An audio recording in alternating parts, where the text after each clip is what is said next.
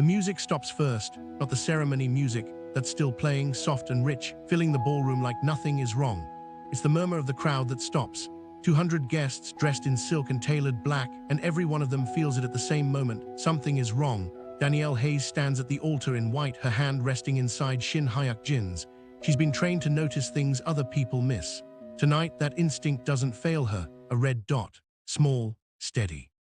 Resting just above Hyuk-jin's heart, she doesn't scream, she doesn't think. Her body moves before her mind catches up, and she steps in front of him. The gunshot cracks through the ballroom half a second later, swallowed almost instantly by screaming, by chairs scraping back, by 200 people diving for cover. Danielle doesn't hear any of it. She only feels the impact, sudden and hot, spreading through her chest like something has come undone inside her. The white silk of her dress turns dark.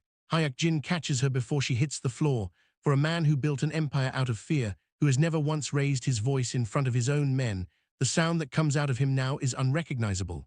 It isn't a shout, it's lower than that. Rower, he presses his palm against the wound like it might hold her together through will alone. Around them, his men move fast, fanning out, weapons drawn, sweeping the room for the shooter. Someone is barking orders into a radio. Someone else is dragging a caterer to the ground, checking his hands for a weapon. None of it matters to Hyuk-jin. He's looking at Danielle's face, at her eyes struggling to stay open. And for the first time in 15 years, Shin Hyuk-jin is afraid. "Stay with me," he says, and his voice shakes on the last word. She tries to answer. Nothing comes out but a breath. His head lifts. His eyes move across the room, the overturned chairs, the guests pressed flat against the walls, the men still searching the rafters for a rooftop shooter who is already gone. When he speaks again, it isn't to Danielle, it's to everyone. "Touch my wife again," he says, "and Seoul will burn before sunrise." No one in the room doubts that he means it. 6 months ago, Danielle Hayes had never heard his name. If you've ever wondered what it takes for a woman to step in front of a bullet for a man everyone else fears, stay with this one, subscribe now, because the answer starts with a job she almost turned down. 6 months earlier, Danielle's biggest problem wasn't a sniper. It was rent. She worked 3 jobs. Weekday mornings at a flower shop. Afternoons managing rentals for a mid-size events company. Weekends freelancing as a planner for anyone who could pay up front. She was good at it, better than good, but none of it mattered if the money didn't stretch far enough. And lately, it never did. Her younger brother Ethan sat in a hospital bed 3 days a week for treatment that cost more than she made in a month. She never let him see her cry about it. She saved that for the elevator ride down alone, where no one could ask if she was okay. "You look tired," her coworker Maya said one morning, setting a coffee on Danielle's desk without being asked. "I'm fine," Danielle said. Maya didn't push. She just squeezed her shoulder and walked away, and Danielle almost believed her own lie for a second. That afternoon, her phone rang. Unknown number. "Hayes, we need an event planner tonight. The pay is triple your normal rate." Triple. She should have asked more questions. She didn't. Address was a private estate on the edge of the city, gated, unmarked, the kind of place that didn't show up on maps. When her car pulled up to the checkpoint, a man in a dark suit leaned down to her window. "No phones inside," he said. "No photographs. You'll be paid in cash before you leave." Danielle's hands tightened on the wheel. Every instinct told her to turn around. Ethan's surgery date was in 3 weeks. She drove through the gate. Inside, the mansion looked less like a home and more like a fortress dressed up in chandeliers. Armed men stood at intervals along the walls, trying to look like wait staff and failing. Danielle noticed the wrong shoes on 2 of the servers within the first 5 minutes. Combat boots don't belong under a tuxedo. She kept her mouth shut and did her job. That was when she saw him. He was seated at the head of a private table, dressed in black, and the entire room seemed to orient itself around him without anyone saying a word. People didn't look at him directly. They looked near him, like staring straight on might cost them something. Danielle didn't know that yet. She just saw a man drinking his wine like he was bored of being feared. She walked straight up and refilled his water glass without asking permission. "Supposed to wait for a signal," he said, not looking up. "There wasn't one," Danielle said. "Your glass was empty." That got his attention. He looked up at her, really looked, and something shifted behind his eyes, quick and unreadable. "What's your name, Danielle? I'm just the planner tonight, not the entertainment." A faint, almost invisible curve touched the corner of his mouth. Nobody at that table had made him do that in longer than he could remember. "Shin Hyuk-jin," he said. She didn't recognize the name. She had no idea what that silence around the table actually meant. She would find out in less than an hour. Danielle moved through the reception, refilling glasses, checking place cards, doing the job she was hired to do. It was routine, familiar, the kind of work she could do half asleep. Then she saw the cufflinks. A waiter near the east exit wore a uniform identical to the others, same black jacket, same white gloves, except for one detail: gold cufflinks. Every other server in the room wore plain silver, standard issue, the kind rented out by the dozen for events like this. Small detail, probably nothing. Except Danielle didn't believe in nothing. She watched him for another 30 seconds. He wasn't carrying a tray. He wasn't clearing plates. He was standing near the security exit, hand resting inside his jacket like he was adjusting something that didn't need adjusting. She crossed the room fast, found the head of security, and kept her voice low. "Man by the east exit, gold cufflinks. He's not one of your catering staff." Guard's eyes snapped toward the man immediately, and that was when the room exploded into motion. The false waiter pulled a weapon from his jacket. Screams erupted. Guards moved in from 3 directions at once, tackling him before a single shot could be fired. But 2 more men Danielle hadn't even clocked came out of a side hallway with guns raised, heading straight for the head table, straight for Hyuk-jin. Security intercepted them within seconds. This was clearly not their first ambush. But by the time the room settled, 3 men were in custody, and Hyuk-jin was staring at Danielle across the chaos like she'd just rewritten something in his head. He didn't come thank her. He simply watched her, unreadable, while his men cleared the room. That was the part that unsettled her most. Not the guns, not the screaming, the way his eyes wouldn't leave her. Later that night, as guests were escorted out and the mansion quietly returned to order, a man in a black suit approached Danielle at her car. "Mr. Shin would like a word. I already gave my statement to security." "Didn't ask for a statement," the man said. "He asked for you." Danielle followed him back inside, every step convincing her this was the moment she disappeared, and nobody ever found out what happened. Instead, she was led into a private study, where Hyuk-jin stood by the window, no longer performing for a room full of guests. Just a man, tired in a way that had nothing to do with the hour. "You noticed the cufflinks before my own security did," he said. "I plan events for a living. Details matter. People who notice something wrong say nothing. Fear keeps them quiet." "I wasn't scared of the wrong things tonight," Danielle said. "I was scared of losing my payment if the venue burned down before I got paid." The second time that night, he almost smiled. "Have a proposal," he said. "Not the kind you're thinking of." Danielle folded her arms. "I'm listening. Someone inside my own family wants me dead. I need them to believe I'm protected, untouchable, by someone the family can't easily manipulate. I need a fiancée. 1 year. After that, you walk away with more money than you'd make in 10 years at your current job." Danielle almost laughed. "You want to pay me to pretend to love a man I met 2 hours ago." "I want to pay you to survive a war you didn't ask to be part of," he corrected. "The engagement is fake. The danger will not be." She should have said no immediately. She thought about Ethan's hospital bed, about the 3 weeks left before his surgery, about the exhaustion that never seemed to end no matter how many jobs she worked. "Need time to think," she said. "You have until morning." Danielle didn't sleep that night. Ethan's surgery, the money, the danger, none of it lined up into an easy decision. By sunrise, she had her answer, but it wasn't the one she expected to give. If you're already invested in whether she says yes, drop a comment guessing what happens next. "I read every one before the next upload." She said yes. Not because she believed in fairy tales about ruthless men secretly good underneath, and not because the money didn't matter. It mattered enormously. She said yes because Ethan's doctor had called again that morning, gentler than usual, the kind of gentle that meant time was running out faster than they'd been told. She called the number back before she could talk herself out of it. 1 year, she said, "and the money goes toward my brother's treatment first, before anything else." "Agreed," Hyuk-jin said, like he'd expected exactly this answer and not a different one. Moving into the Shin estate felt less like relocating and more like being smuggled into another country. Guards checked her car twice at the gate. A woman named Ms. Cho, sharp-eyed and unsmiling, showed her to a wing of the house Danielle was fairly sure cost more than every apartment she'd ever lived in combined. "Mr. Shin's family will be informed tonight," Ms. Cho said. "Be careful who you trust here. Isn't everyone in this house supposed to be on the same side?" Ms. Cho's expression flickered just slightly. "Supposed to be." That evening, Danielle met the family. Hyuk-jin's uncle Shin Taewoo greeted her with a smile so polished it barely moved his face. He was the kind of man who filled a room without raising his voice, respected, composed, the sort people described as a brilliant businessman without knowing exactly what his business was. "So you're the woman who saved my nephew," he said, taking her hand in both of his. "How fortunate, or how convenient. I just noticed a pair of cufflinks," Danielle said. "I wouldn't call it fortune." "No," Tiwoo said, still smiling. "I imagine you wouldn't."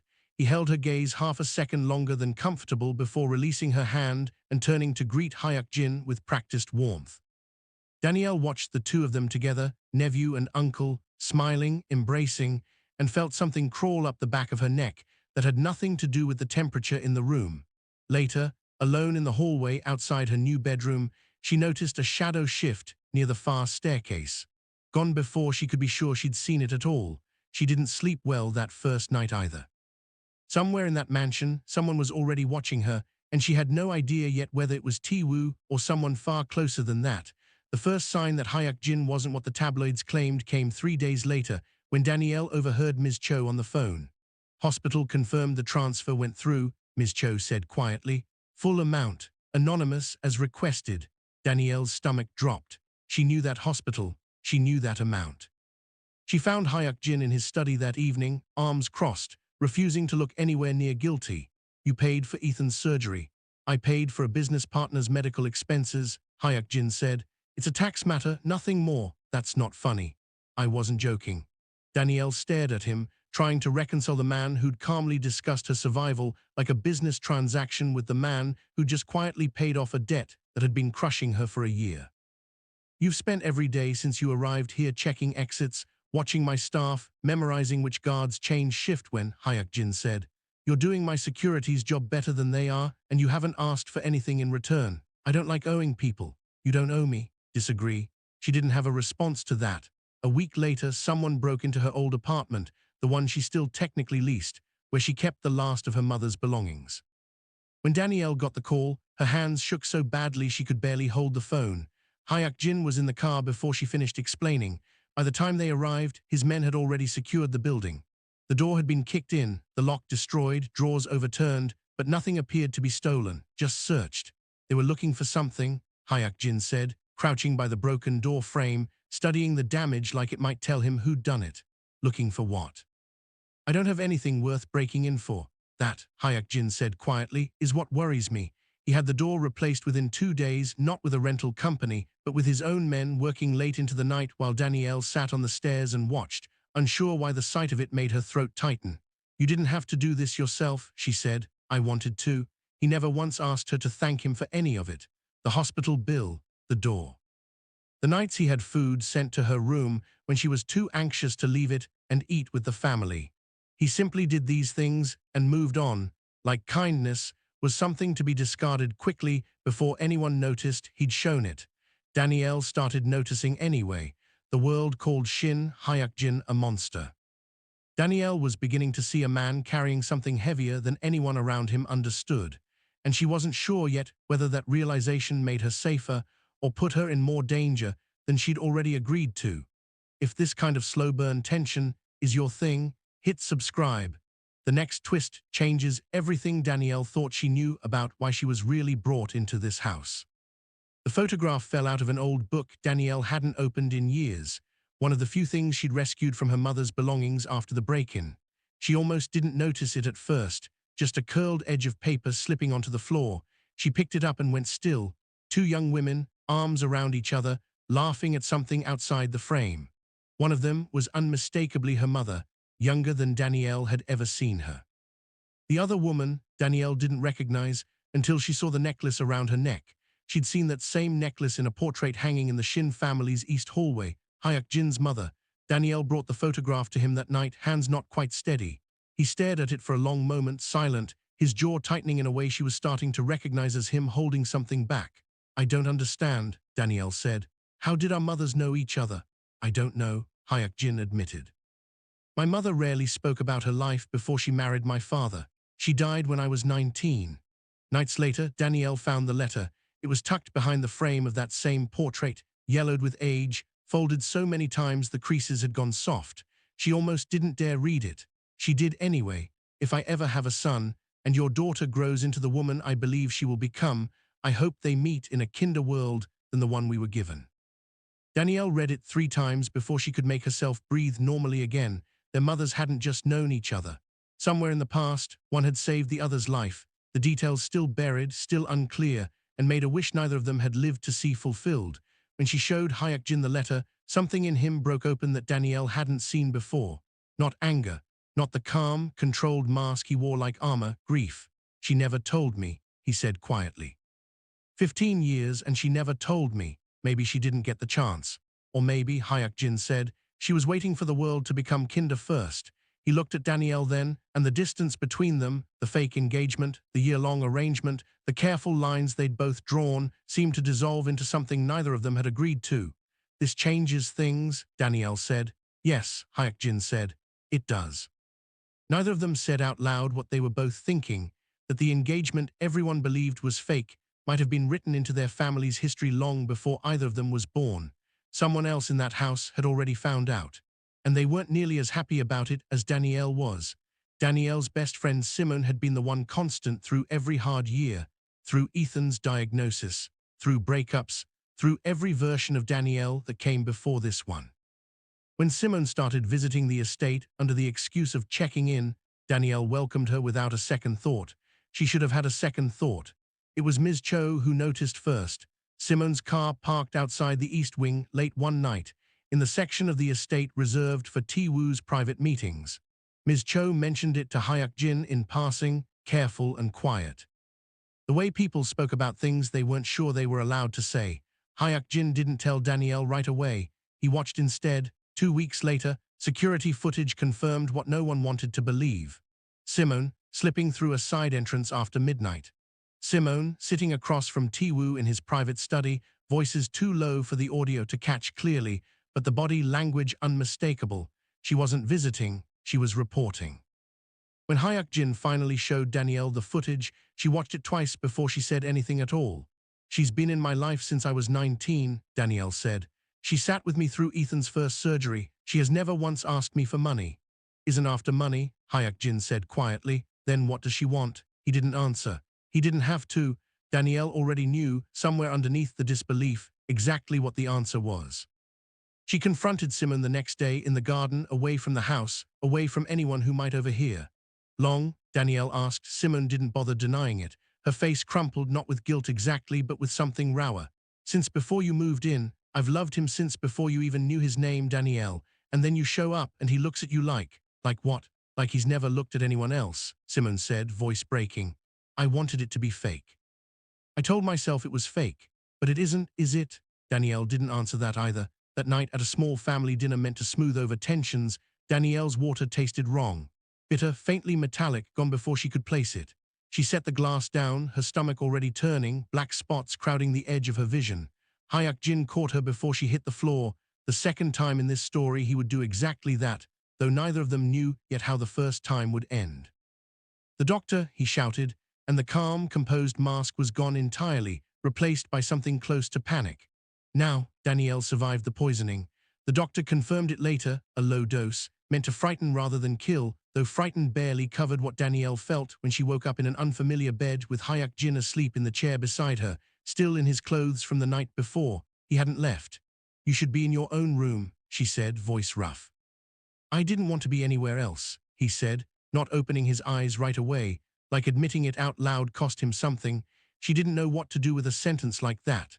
For the first time since arriving at the estate, Danielle understood that this had stopped being an arrangement a long time ago, and neither of them had said it out loud.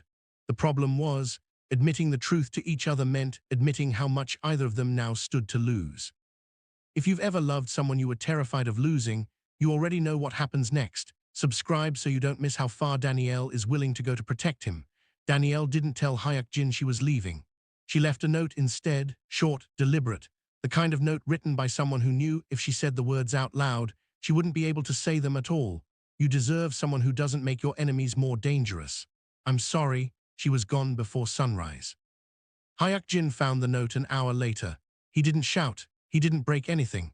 He simply stood in her empty room for a long moment, the note still in his hand, and then he did something he hadn't done in 15 years of running an empire built on control. He went looking for her himself. No security detail, No warning to his own men. It was, Ti-woo would later understand, the only opening he'd been waiting years for. The ambush came on a quiet street 2 miles from the estate, 3 vehicles, blocking Hyuk-jin's car from every direction, men pouring out with weapons raised before his driver could react. Hyuk-jin fought his way out of the car, took a graze along his shoulder, put down 2 of Ti-woo's men before his own reinforcements arrived. Alerted by a call his driver managed to make in the chaos, he survived. Barely. Danielle heard about the ambush an hour later, from Ms. Cho, who tracked her down at a small hotel across the city with hands that wouldn't stop shaking as she explained what happened. Danielle didn't hesitate. She'd walked away to keep him safe. She came back the moment she understood that walking away had done the opposite. "I'm done running," she told Hyuk-jin, finding him bandaged and furious in his study, refusing to rest despite everyone around him insisting he needed to. "If Ti-woo wants a war, he's going to get one where I'm standing next to you, not hiding somewhere he can't reach me. You almost got yourself killed the first time you stood next to me," Hyuk-jin said. "I'd do it again." He looked at her like he was trying to memorize the sentence. "I need to draw him out," Hyuk-jin said finally. "Publicly, somewhere he can't hide behind deniability anymore. A wedding does that. Real, not fake, witnessed by every ally and enemy I have. He won't be able to resist the opportunity. You're using our wedding as bait." "I'm using it as the only move that ends this," Hyuk-jin said. "I won't ask you to risk it if you don't want to." Danielle thought about her mother's letter, about a wish written down before either of them existed, about a monster the world refused to see any other way, and a man who'd quietly paid a hospital bill and never once asked for thanks. "I'm not asking either," she said. "I'm choosing it." Wedding was set for 1 week later. Neither of them said out loud what they both understood, that Ti-woo would come for them at the one moment they'd both be too exposed to fully protect each other. They planned anyway. They prepared anyway. Some things are worth the risk, even when the risk is everything. The morning of the wedding, Danielle's hands were steady in a way that surprised her. She'd expected fear. Instead, she felt something closer to certainty, the same instinct that had spotted a pair of wrong cufflinks 6 months earlier, sharpened now into something she trusted completely. She noticed the rooftop first, during the final security sweep, a glint of glass where no glass should be catching afternoon light. A sniper. She noticed the seating chart next, 3 guests placed near the stage exits whose names didn't match any family she recognized, their posture too still, too watchful, the kind of stillness she'd learned to associate with danger back at that first mansion event. Gunmen. And beneath the stage itself, where the flowers had been arranged that morning, a service panel sat slightly ajar. Danielle had helped design that stage. She knew exactly how many panels there were supposed to be, and exactly which one shouldn't open from the outside. A bomb, 3 separate threats. She had seconds, not minutes, to decide what to do with any of it. She told security about the panel immediately, the one threat she could neutralize without a confrontation, the one that could kill everyone in the room at once. They cleared it in time, disarming it with 4 minutes to spare before the ceremony began. The gunmen and the sniper, she had no way to stop both.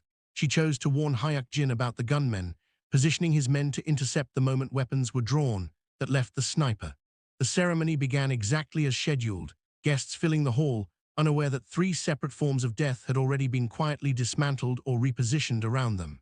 Danielle stood at the altar in white, Hyuk-jin's hand in hers, and felt the entire day balanced on a thread only she could see. The gunmen moved first, disguised guests reaching for concealed weapons the moment vows were exchanged. Hyuk-jin's men were faster, having been warned, subduing all 3 before a single shot rang out. Then Danielle saw the red laser, steady, small, resting directly over Hyuk-jin's heart. There was no time to warn him, no time to redirect security. No time for anything except the choice she'd already made without fully realizing it. The moment she decided to come back instead of staying safely away, she stepped in front of him. The gunshot came a half-second later, and this is the part of the story you've already seen, the part where the music stops, where the room erupts into chaos, where Shin Hyuk-jin catches the woman he loves as she falls and makes a promise to burn the city down if anyone touches her again. What you haven't seen is what happens after.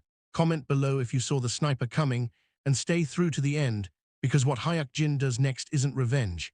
It's something far more permanent. Hyuk-jin's men found the sniper within 11 minutes, still positioned on the rooftop 2 buildings over, weapon abandoned in his panic to escape. He gave up Tiwoo's name before Hyuk-jin's men even asked the question twice. They found Tiwoo an hour later, calmly finishing a glass of scotch in his study, as though a wedding hadn't just turned into a crime scene 4 miles away. "You always did overreact," Tiwoo said, when Hyuk-jin walked in, still wearing blood that wasn't his own. "She might die," Hyuk-jin said, "because you believe fear is the only thing that builds an empire." "Fear is the only thing that's ever built anything worth having," Tiwoo said. "Your father knew that. Your mother's weakness is the reason you nearly died tonight." "My mother's weakness," Hyuk-jin said quietly, "wrote a letter 15 years ago hoping her son would grow up in a kinder world than she did. I used to think that made her naive." He crossed the room, and for the first time in his life, Tiwoo looked afraid of his own nephew. "Tonight," Hyuk-jin said, "I understood she was right instead. Tiwoo wasn't killed." Hyuk-jin made sure of that personally, overruling men who wanted a far bloodier ending. Instead, Tiwoo was handed over, quietly, thoroughly, with enough evidence collected over months of careful surveillance to guarantee he'd never again threaten anyone from inside a courtroom or outside one. It was, for a man built on violence, the most controlled act of restraint Hyuk-jin had ever shown. He didn't stay to watch Tiwoo taken away. He was already back at the hospital, where Danielle had been in surgery for 3 hours, where the surgeon finally emerged with news that made Hyuk-jin sit down in a hallway chair for the first time in longer than he could remember. She was going to survive. Danielle woke 3 days later to find Hyuk-jin exactly where he'd been every time she opened her eyes even briefly before, in the chair beside her bed, unshaven, refusing to leave despite his own injuries. "Supposed to be resting too," she said, voice hoarse. "I don't rest well when the person I love almost dies protecting me," he said, and it was the first time either of them had said that word out loud without hiding behind the excuse of an arrangement. "Love you too," Danielle said, in case that wasn't obvious from the bullet. He laughed, actually laughed, something rare enough that a nurse passing in the hallway paused, startled by the sound. The months that followed weren't simple. Recovery rarely is. But Danielle healed slowly, with Hyuk-jin beside her through every difficult step. And Ethan, finally, fully recovered from his own treatment, visited often enough that the estate began to feel less like a fortress and more like a home. Hyuk-jin dismantled the most violent parts of his organization piece by piece, converting illegal operations into legitimate businesses, offering former enforcers honest work instead of prison sentences where he could manage it. It wasn't redemption arriving all at once. It was redemption chosen daily, deliberately, the way real change always has to be. Danielle opened her foundation 8 months later, funded quietly, at her insistence, by money that had once built an empire out of fear and now built something else entirely. Its first patient was a 7-year-old girl whose family couldn't afford the surgery she needed, the exact situation Danielle had once feared for her own brother. At the opening ceremony, Hyuk-jin found Danielle near the entrance, watching the little girl's parents cry with relief instead of grief for the first time in a year. "The day you stood in front of that bullet," he said quietly, "was the day I stopped believing monsters couldn't be loved." Danielle smiled, leaning into him. "And the day you chose mercy instead of revenge," she said, "was the day you stopped being one." They visited his mother's grave together the following week, without bodyguards, without the weight of an empire trailing behind them. Hyuk-jin knelt and placed white lilies against the stone, quiet for a long moment before he finally spoke. "Mother," he said, "you chose well." Danielle knelt beside him, her hand finding his, and for the first time since a letter fell out of an old picture frame, it felt like two families, separated by decades, by tragedy, by a war neither of them started, had finally become the one thing a dying woman once hoped they would. If this story moved you, don't scroll past without subscribing. I release a new cinematic love story every week, and the next one might just be the one that stays with you longest.